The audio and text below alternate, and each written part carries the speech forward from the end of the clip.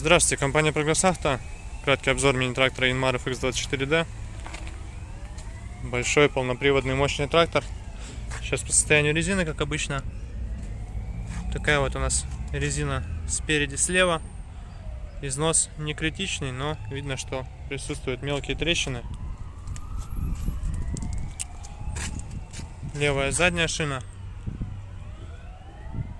Ну, здесь все гораздо более приемлемо, то есть износ минимален, мелких трещинок есть, но количество совсем небольшое, они прям реально мелкие.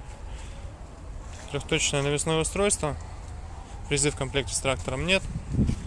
Правая задняя шина, такое вот состояние у нее, опять же видно, что все хорошо, замечаний нет, износ минимален. Передняя правая шина, износ, конечно, больше, чем у задних.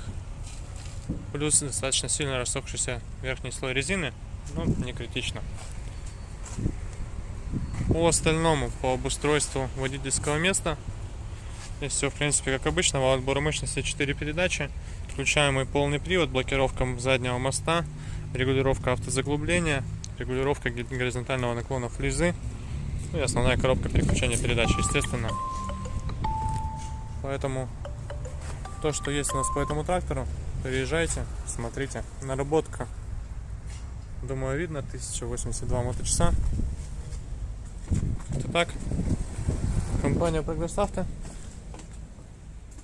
Приезжайте, смотрите и обязательно